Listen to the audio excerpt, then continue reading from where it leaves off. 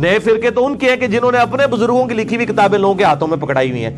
جو بندہ قرآن اور حدیث سے بات پیش کر رہا ہے اس نے نیا فرقہ کون سا لانچ کیا ہے؟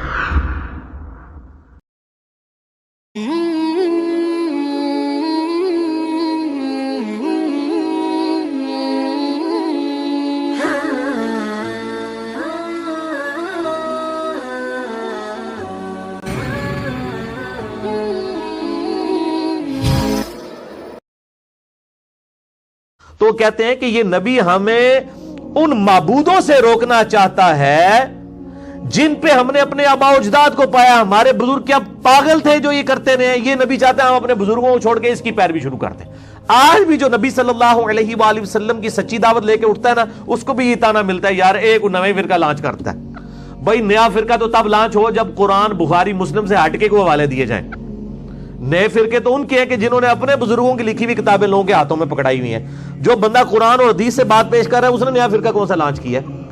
لیکن وہ جس کے دل میں چور ہوتا ہے اس کو نظر آئے, اس کو یہی لگ رہا ہوتا ہے باقیوں نے بھی یہی شیاری کی ہوئی ہے. تو حسن ظن رکھنا چاہیے دوسرے کے باروں میں اور اس کی دلیل کو دیکھنا چاہیے. یہ شخص تو چاہتا ہے کہ روک دے تمہیں ان معبودوں سے جن پہ تم نے اپنے آباء و اجداد کو پایا. وقالوا ما هذا الا افک مفترا, اور کہتے ہیں کہ یہ قرآن تو اس نے ایک جھوٹ سا نعوذ باللہ خود سے گھڑ لیا ہے, ایویں لگا رہتا ہے نعوذ باللہ من ذالک. اور یہ سیم آج بھی ہے کہ جو بندہ حق بات کرتا ہے اس کو کہتے ہیں یہ ایویں مارتا رہتا ہے.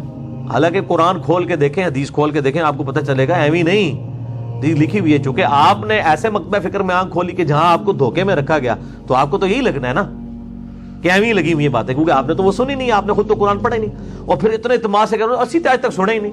وہ تسی کڈے بڑے لاما ہو اللہ دے بندے ہو, تسی کتنا قرآن و حدیث پڑھیا ہے, کتنی زندگی لگائی ہے, بچپن سے لے کے جوانی تک ماں باپ نے بھی ہوشیاری چلاکی اور دنیا پرستی سکھائی, اور وہی سیکھ کے آپ اپنی اولاد کو بھی سکھا رہے ہیں. دین تو نہ آپ کے آباء و اجداد نے سیکھا نہ آپ نے سیکھا, تو آپ کو کہاں سے کانفیڈنس ہے کہ آپ نے قرآن سنا؟ اور آپ دیکھ لیں پرانے بزرگ بابوں سے ذرا پوچھیں 70-80 سال کے جو ہوئے ہیں ان کو کہ آپ نے قرآن پہ ہاتھ رکھ کے دیں, اللہ کو جان دینی ہے, کبھی قرآن ترجمے سے پڑھا ہے؟ اور اسے یہ پوچھے کہ آپ کے ابا جی نے کبھی پڑھا ہوگا تو ان کو پتا چلے گا کئیوں کے ابوں نے تو قرآن پاک جو ہے ناظرہ بھی نہیں پڑھا ہوگا. یہ تو آج کا مبارک دور ہے کہ دنیاوی تعلیم کی برکت سے لوگوں میں جو ہے وہ ایجوکیشن کی برکت سے یہ معاملات ہوئے. ادروائز ہم جن پرانوں کی تعریف کر رہے ہیں انہیں اکثر بالکل چٹے ان پڑھ تھے, نام بھی نہیں اپنا لکھ سکتے تھے. قرآن انہوں نے کہاں سے پڑھنا تھا, یہ ترجمہ کہاں سے پڑھنا تھا, یہ بخاری مسلم کہاں سے پڑھنی تھی, ترجمے ہی نہیں ہوئے تھے. تو یہ کہتے ہیں اس نے جھوٹ کر لیا. وقال الذين كفروا للحق, اور کافر حق کے بارے میں کہتے ہیں لما جاءهم, انکار کرنے والے لوگ کہتے ہیں جب ان کے پاس حق بات آ جائے, ان هذا الا سحر مبين, یہ تو نہیں ہے مگر کھلا جادو. وما آتيناهم من كتب يدرسونها وما ارسلنا اليهم قبلك من نذير. اللہ تعالیٰ ماتا ہے نہ تو ہم نے اس قرآن سے پہلے کوئی ان کی طرف کتاب نازل کی ہے, نہ کوئی پیغمبر بھیجا ہوا ہے. یہ کس چیز کے اوپر اکڑ کے کہہ رہے ہیں کہ جی یہ ابھی فراڈ ہی ہے؟ نہ ان کے پاس کوئی کتاب ہے جس کی بنیاد کے اوپر پیغمبر کا انکار کریں, نہ کوئی پچھلا پیغمبر موجود ہے. آج بھی یہی ہے کہ جب ہم کتاب و سنت سے حوالہ کسی کو دیتے ہیں وہ مانتے نہیں تو ہم ان سے پوچھتے ہیں کہ میرے بھائی آپ کے پاس کون سی آیت ہے, کون سا قرآن آپ کے پاس ایسا موجود ہے جو ہمارے پاس نہیں ہے, کون سی حدیث کی کتاب ایسی موجود ہے جو ہمارے پاس نہیں ہے کہ جس کی بنیاد کے اوپر آپ اپنے باطل نظریات کے اوپر اکڑے ہوئے ہیں. سیم وہی انالوجی ہے.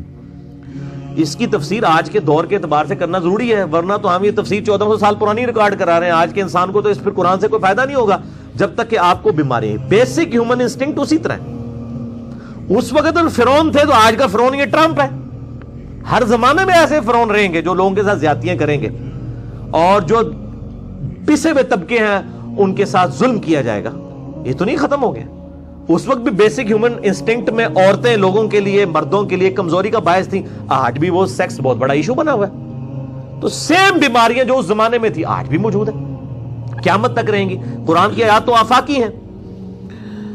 وَكَذَّبَ الَّذِينَ مِن قَبْلِهِمْ, اے نبی صلی اللہ علیہ وآلہ وسلم آپ سے پہلے بھی نبیوں کو جھٹلایا گیا. وَمَا بَلَغُوا مِعْشَارَ مَا آتَيْنَاهُمْ فَكَذَّبُوا رُسُلِي, اور آپ کے جو مخالفین کفار مکہ کو تو عشر عشیر بھی نہیں, 10واں حصہ بھی نہیں دیا گیا اس طاقت کا اور اس رزق کا جو ہم نے اگلے کافروں کو دیا تھا.